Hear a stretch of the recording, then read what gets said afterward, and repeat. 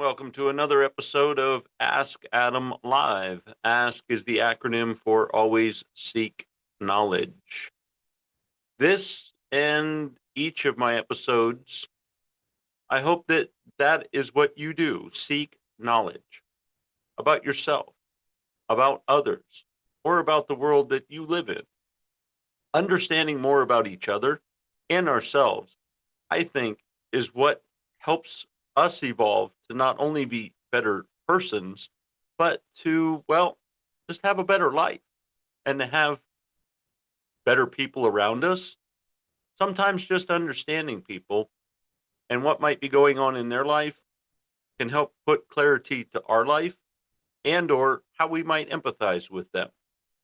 You just never know what someone is going through until, well, maybe you talk to them. So I encourage you, start today and ask and seek knowledge. Which brings us to this week's episode, the anti-overwhelm workflow. Let's get started. Overwhelm isn't a workload problem. It's really a processing problem. Most people aren't overwhelmed because they have too much to do. They're overwhelmed because too much is competing for their attention at the same time. Right? How many times have you had too many tabs open on your computer? How about too many priorities on your to-do list? How about constant notifications? Are you one of those people that has a phone that has about 5 different ringtones and it's constantly dinging one after the other? Is there really that much going on, or are your notifications set to extra sensitive? Maybe you've got some half-finished projects on the workbench or in your workspace. Maybe at work where you're working on a project. You just keep getting stuff started, but nothing ever seems to, well, graduate. Maybe you've encountered some mental exhaustion without real progress. This is actually modern overwhelm, and it's not laziness. It's unstructured output overload. I can share with you a brief example of when I was in operations management. That so many times there was things just going on, lots of things. And if you were in the middle of those lots of things, it never failed that someone from another department would come to my department and just sort of pile it on again. And well, this kind of started to disrupt a little bit of what was going on. And it was overwhelming. Some days were very stressful. I recall in real estate where I found myself multitasking constantly, and I had to tell myself to stop. If I was getting ready for a listing presentation and someone would call and say, "Hey, we're going to be there this weekend," so I'd hurry up and see what was available to send them a few options that we could look at. Because what I found was, especially those that didn't know what was going on in our particular area and they were looking at second homes, they needed to first understand the concept of what a second home was and what it entailed. As well as so many people, their dream second home was always this cabin in the woods or a cabin by the creek. Well, once you started showing them how to get to some of those places, well, they kind of changed their mind. So I found that best practice was to share something with someone first, just to say, do you even like the aesthetics of this particular property before we drive 2 hours to get to it? That being said, again, getting ready for a listing appointment, sending somebody some information, then I get a phone call, then somebody walks in the front door. It's just a lot of things were going on. And at the end of the day, I tell you, many times I felt like I didn't do anything when I did a lot of things. Even for instance, launching the Ask Adam Live, just balancing the workflow in life was challenging sometimes. So I can share with you that I've been at the front lines when it comes to experiencing what overload looks like and feeling overwhelmed. And I can share with you that even though you have a system set up, it's still going to break down because you're going to start to have a bottleneck and things just aren't going to flow even as how you've designed them. And the same thing happens mentally. I can tell you that so many times when all of these things are going on, I am not my creative self. I don't come up with these great titles and start to collect all this great information that I can share with you in each one of these episodes. It's a mind block. I've sat sometimes for days just because there's other things going on to say, okay, what do I talk about next? So it's really forced me, maybe this is a little inside baseball for you, but it really forced me to take some of that personal time to just do things. Some what I call mind numbing things, but it's just like set yourself aside, not doing the stressful task of being creative to do something just not creative, mundane, and it actually allows the mind to relax that when you can sit down and then start to write. And as I say, what you write, you invite. Then all of a sudden, these outlines start coming together, and ideas start conjure. And all of a sudden, I have a podcast, and it's great. But if I have all the other things going on, and I don't stop to take that minute or a day or a half a day to really focus on what I'm doing, well, I can share with you, it doesn't get done. And like I said, the bottleneck appears, and then the system breaks down. But what I'll promise you today is that you'll walk through 5 practical steps, 5 anti-overwhelm workflow steps. And this will help regain clarity, reduce mental clutter, and move forward with focus in whatever you're doing. What overwhelm really is. Overwhelm happens when inputs exceed your processability. Makes sense, right? When decisions start piling up, when you put things off, right? Someone comes to you and says, hey, we need to do this, or what do you think of this design? I can't look at it now, just set it on my desk. Have you said that before? Of course. And that's why one side of your desk has a pile of papers and the other side has a pile of papers. And you still haven't sorted through anything and made any decisions. And now when you go sit at your desk, there's no room for creativity, just the visualization of overload. All of a sudden, priorities start to compete. What's more important? And from this, of course, the emotional pressure increases. What do you focus on? What do you do? Now you're creating some, well, actually unneeded stress. The brain starts to avoid this idea of thinking and being creative, as I mentioned earlier. You get into a freeze mode, or you just get into scattered attention where you're just not aligned and running in that straight vision, but there's things going on in the peripheral. I share this when I do my workshop of overwhelming the toxic 10, which often triggers procrastination, hesitation, and self doubt because you've let all this stuff creep in, like avoiding and just the body and mind freezing and the scattered attention.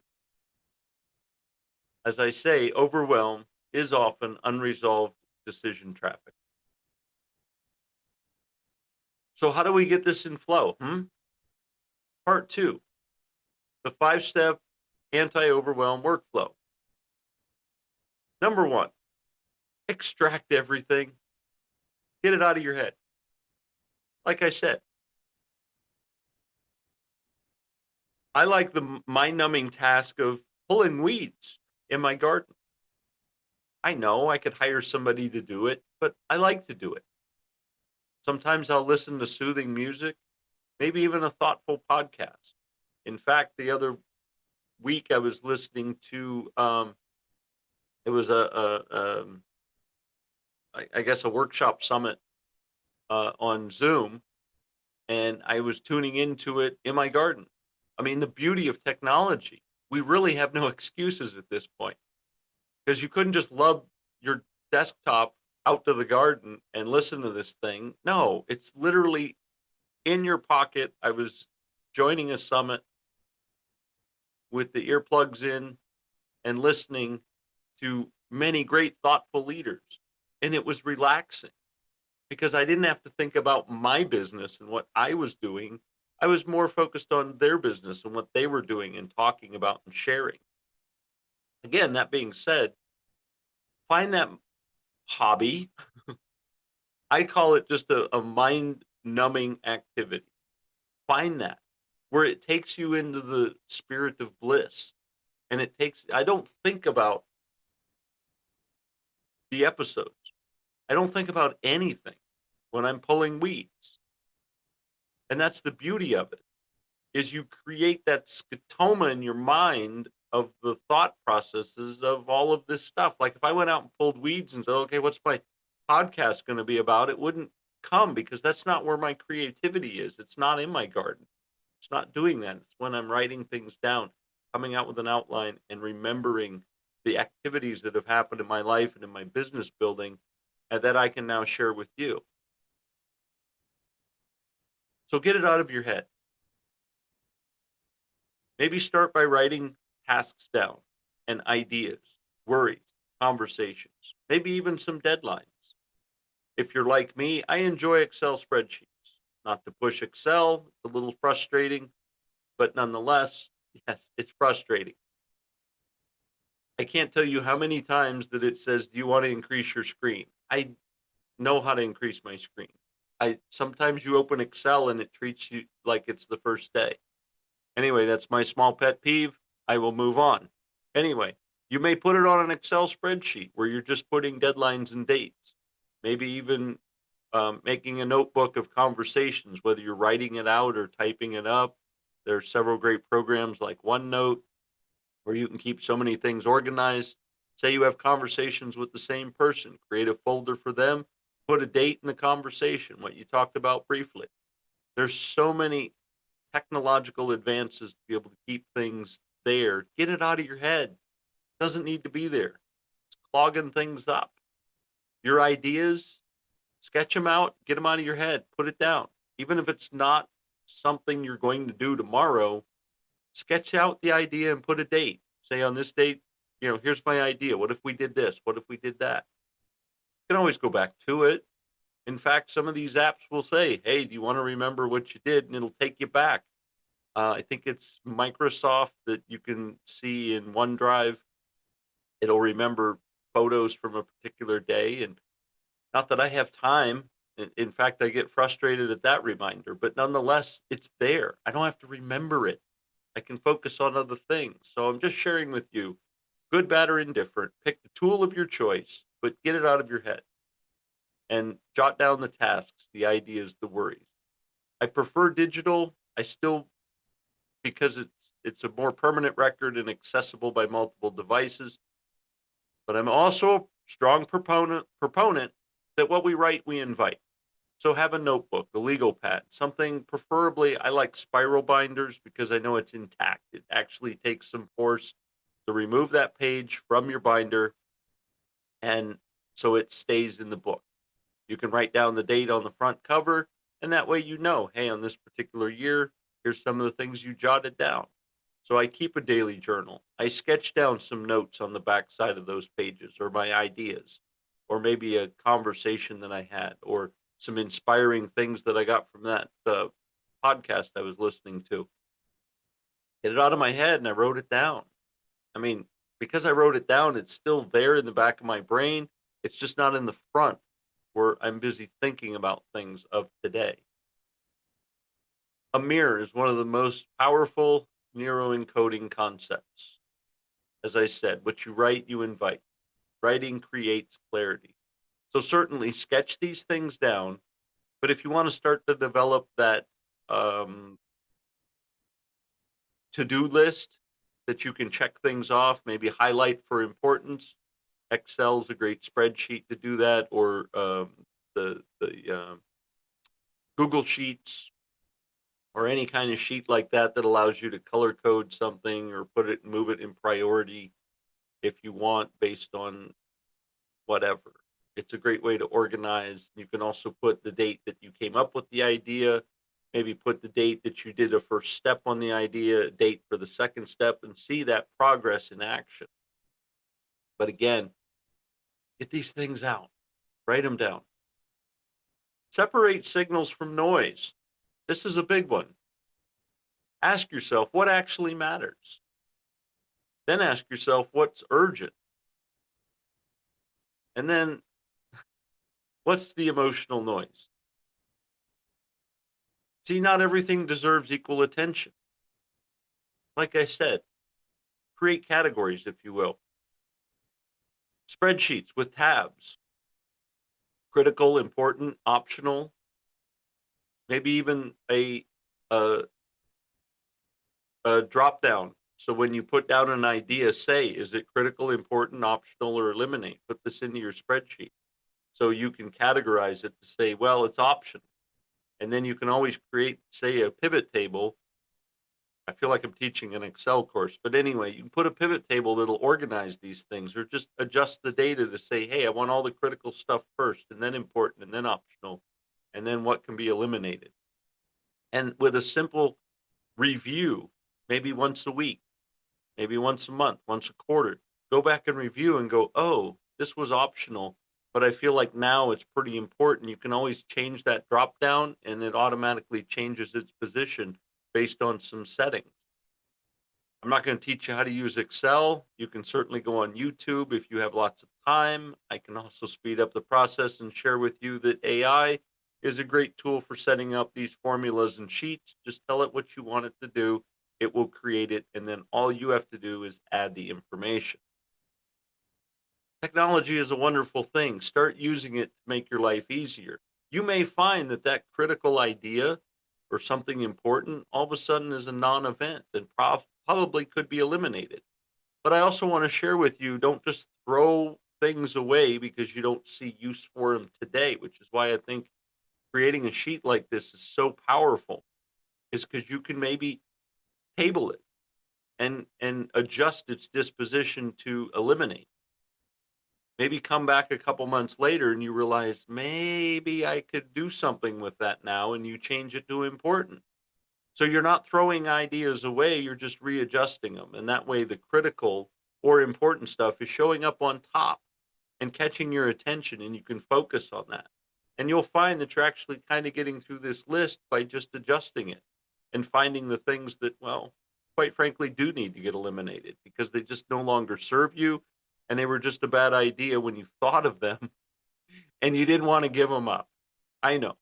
I'm just being honest with you.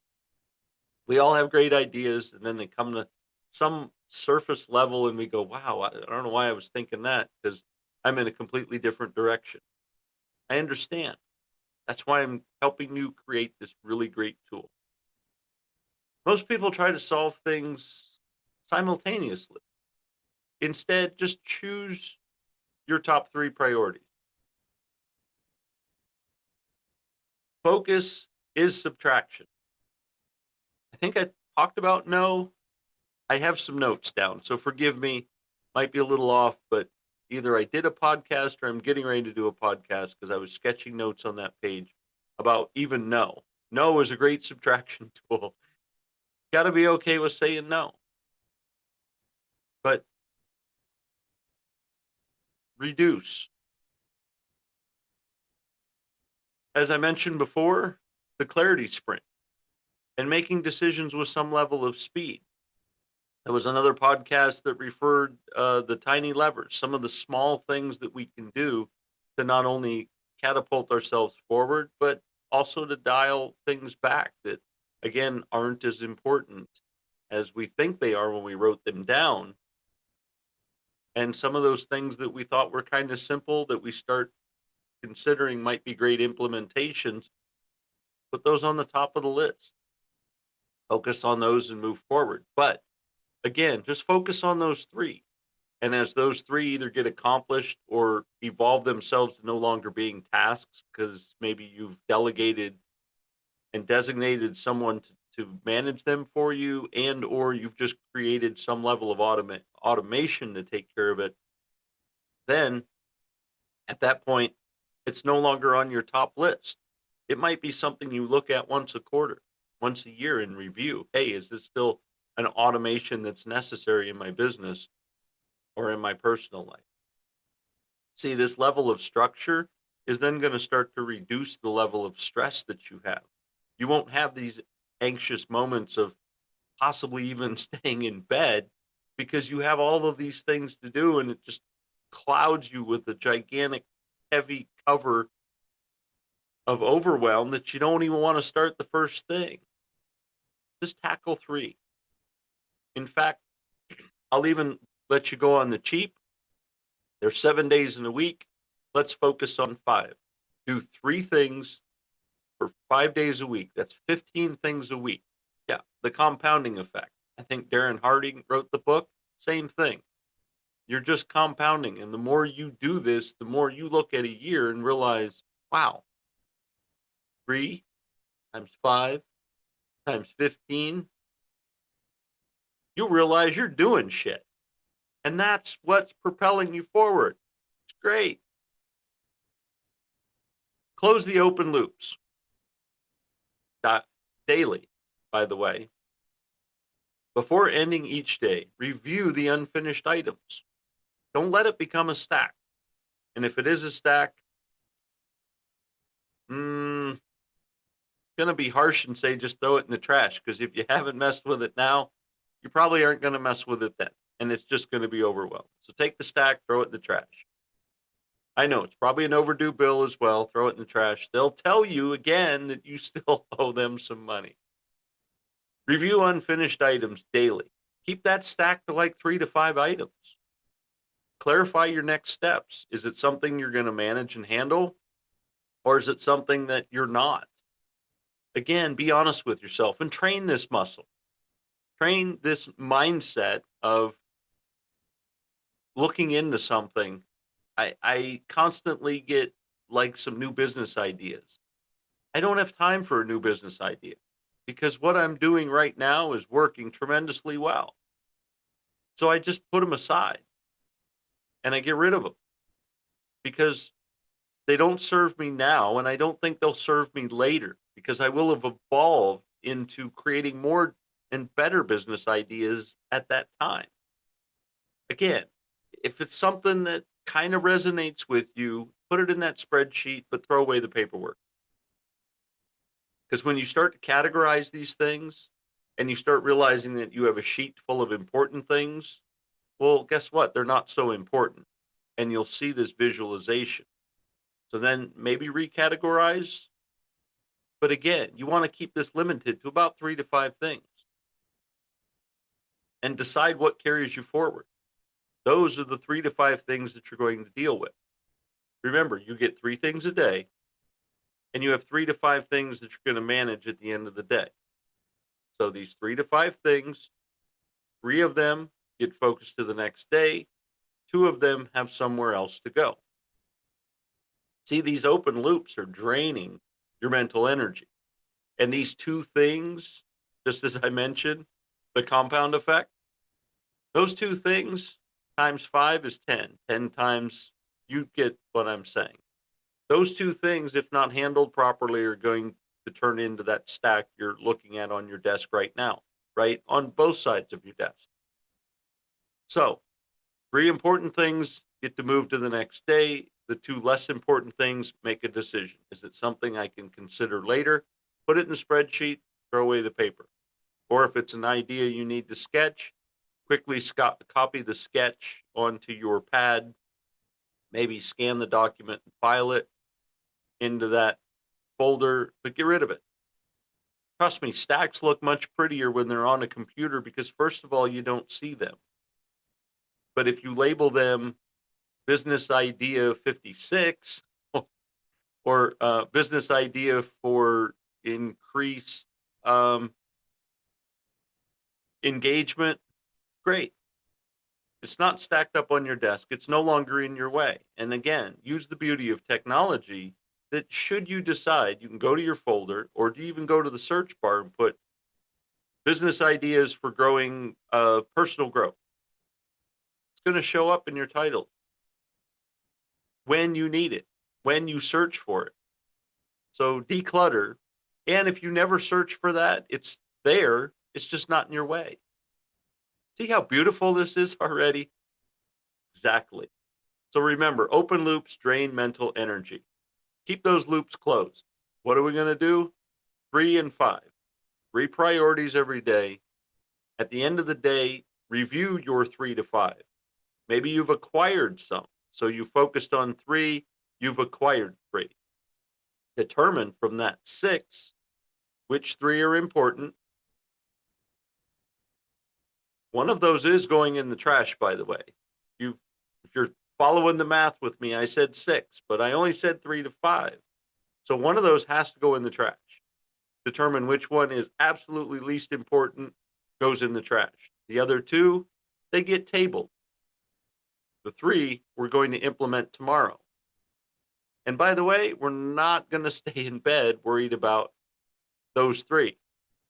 Those 3 are going to propel us to get up, get refreshed, do what we do, power up our day, and then tackle those 3, right? Because they're sustainable, manageable.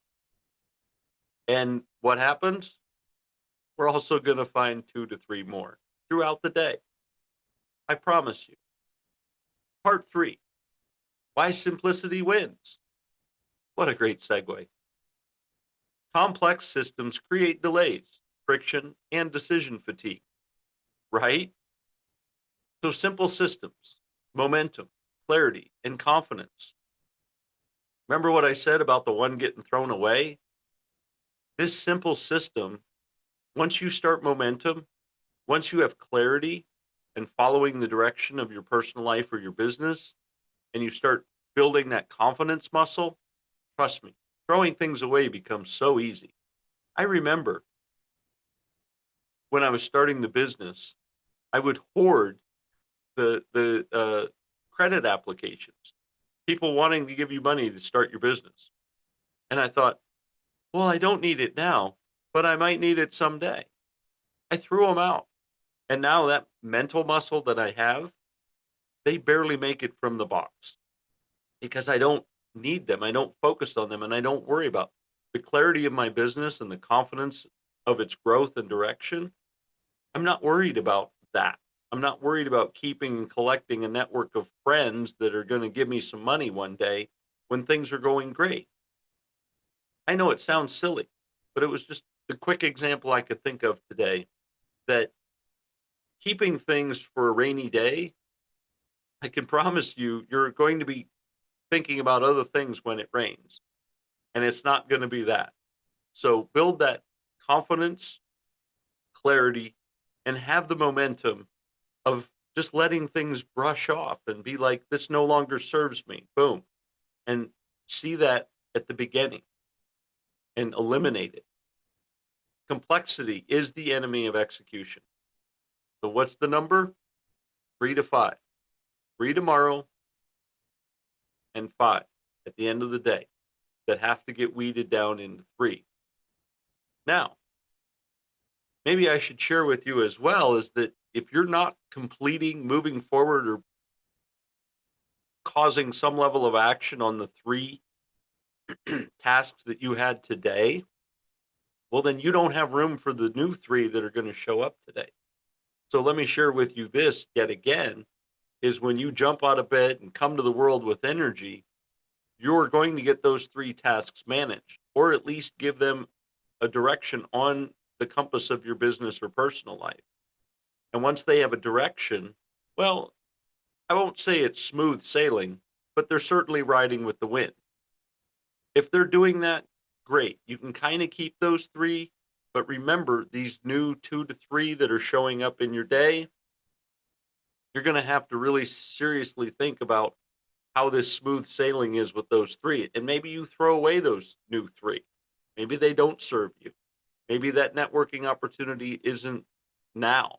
Well, guess what? That networking opportunity is now. And if you can't fulfill that opportunity, throw it away. Because I can share with you that although that network opportunity, say a meet and greet, right, of business owners in the business that you're in, somebody sends you an invitation and you can't make it on that date. Well, if you know you can't make it, get rid of the invitation. Or if you can't designate and delegate someone on your behalf to go, just to maybe network, I can share with you that keeping that card with the date and time and connections and all that stuff doesn't serve you, because the next meet and greet is not going to be on that date that's on that card for that invitation. And they may have asked you just to show up for this particular event because.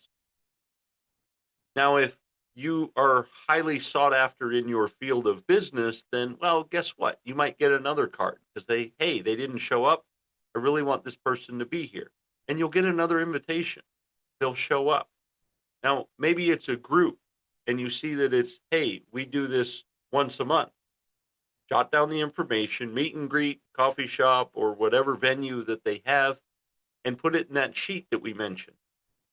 And put, okay, it's kind of important or something to consider. Happens once a month, first Monday of every month, and where it occurs. You can always go back to something like that. But I don't know. I just feel that the way the world changes and evolves, and the way that networking system seems to just morph into something and then fall apart based on its structure, I can share with you that these things don't always happen. And so even summits don't happen on the same date every year. So they're going to send you some invitations to show up for something, just going to be a different date. So it's something you don't have to remember. Complexity is the enemy of execution. So keep it simple. I think we talked about that in another episode as well. Let's look at some of these common overwhelm mistakes. It's trying to do everything immediately, right? Remember how in real estate, I was trying to put together my listing documents and contracts and set up all the details of that information. Plus, I was setting up an appointment that was actually in 3 to 5 days with a client or customer, plus answering some emails. And guess what? Somebody showed up at the front door and needed some consulting. It's I spent a lot of extra time at my desk, a lot of extended hours in my office, just trying to catch up, because my mental muscle at that time was built that I couldn't go home until everything was done. And so I did do about 20 things a day. And then when I got home, I was exhausted, and I wasn't there for the person I should have been. And I certainly wasn't there for me. I would go to bed exhausted and tired. However, I did have a pretty good morning routine at that particular time. And I got up, energized, pumped myself up, dressed in the suit and tie, and went back to work and tackled another 20 things. And honestly, I did that for a good solid 7 years before I started making some adjustments and realized I couldn't sustain this. So I'm sharing with you on a sidebar, trying to do everything immediately, it's exhausting. You're honestly going to get tired of it and your business. Confusing movement with progress. Just because you're running around the office, filing, copying, documenting, and doing all this stuff, it's not progress. So I wanted to caution you as well, the technology thing. You could spend the entire day just putting all of this stuff into technology. Keep it simple, 3 to 5. Anything more than that, just discard. Get rid of it. Email, great. If you're not opening somebody's emails that they're sending to you and you've subscribed to something, many of the email programs, especially Google, has a little thing on top of it that says unsubscribe. Just do yourself a favor and do that. You're not going to break their heart. In fact, they probably won't even know unless you specifically go through that system and process where it says, I no longer wish to receive email from you, and there's a selection sheet. Well, many of those programs will say, hey, so-and-so, wasn't tickled of your content, or just you lost 3 subscribers. That's what they get. That's honestly the information. If they're even looking at it, again, it was something they set it and forget it. They wouldn't know if you did or you didn't. But don't clutter your inbox with something you're honestly not reading. If it's not important, just unsubscribe. Stop letting it fill up your box, because you'll spend all morning just moving things and it's not serving you. Another overwhelm is multitasking. Trying to do this episode and drink a cup of coffee and maybe mess with my phone. I can't do all that. I can't do it. I'm focused on you in this episode, keeping the main thing the main thing. So multitasking constantly, although some people claim it's how they get stuff done. I say nay, nay. You're not getting anything done. You feel like you are. You're confusing movement with progress. Multitasking constantly does not work. Not writing things down. Remember what I said. What I always say is what we write, we invite. Write things down. Write them on a pad. Again, I like spiral notebooks. It keeps things together. Even if every day is just a page of jotting down notes, it's there. So you can look at the top of the page, see the date, and know, hey, here was the conversation. Here's what I did. Here's the idea. Here's who I spoke. Whatever it is, fill that page out.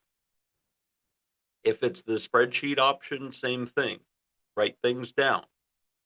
Or maybe the end of your day wrap up is converting some of what you wrote down. If you put a little star next to it, or whatever that indicator is, maybe it's a certain space on that page. That's things that you want to put into that sheet because they meet that category.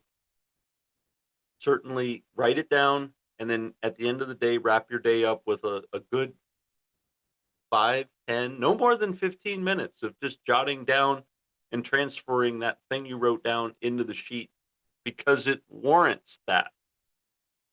We're still talking 3 to 5. So, like I said, you're not spending a whole bunch of time on this. It's merely just documenting, hey, this is important enough to save for later. Everything else you're discarding, right? Right. And avoiding prioritization. Like I said, if everything in that spreadsheet column that you've transferred is all in the important category, but nothing is on the top, on your top level as critical, everything is important, but nothing is critical, well, then you're not focusing on what those 3 are.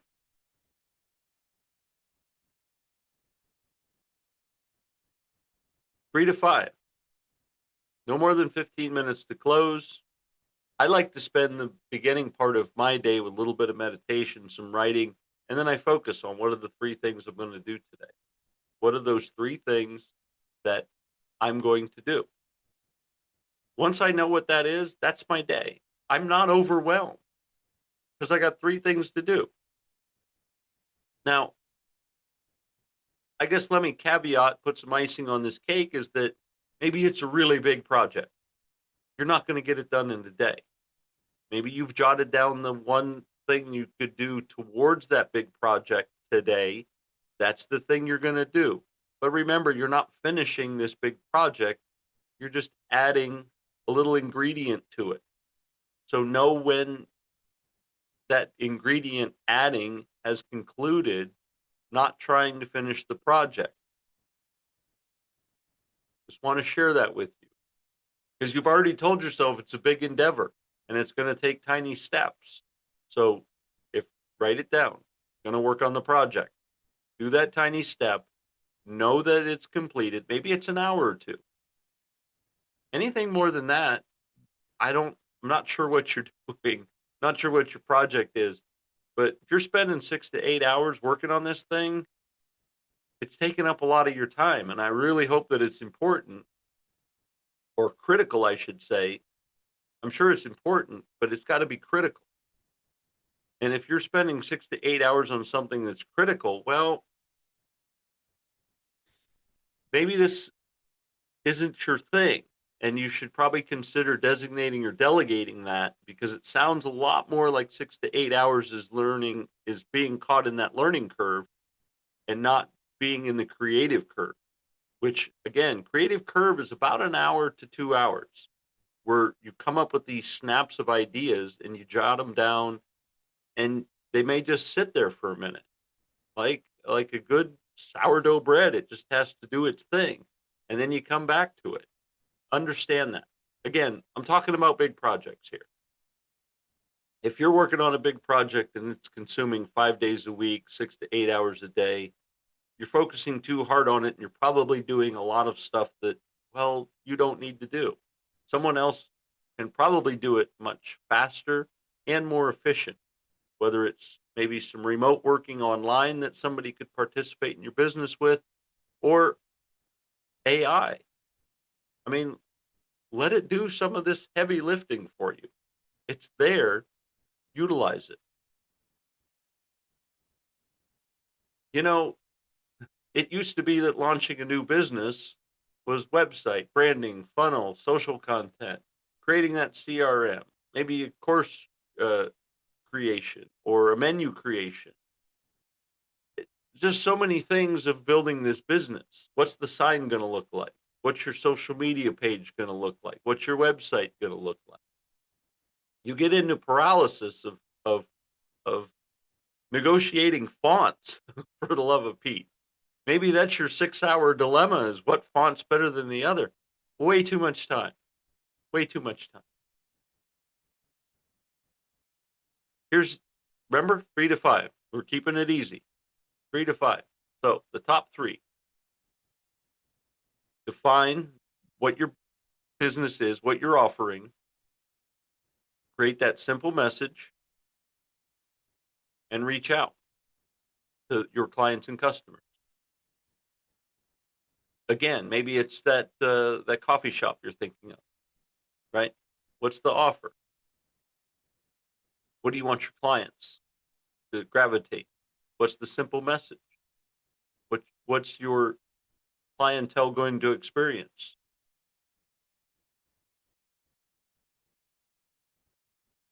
And then reach out to them. Now the momentum returns. Those are the top three: offer, message, clients, and customers. You don't need to control everything. You need to process clearly, prioritize wisely, and move consistently. This has been another amazing episode. I hope you've enjoyed it as much as I have in sharing it with you. Is that you don't need to try to do everything at once. You don't need to be overwhelmed. Create a workflow, and you'll find that you actually have a lot more energy and a lot more creativity. Process clearly, prioritize wisely, and move consistently. Now let us all go out and make it a great day.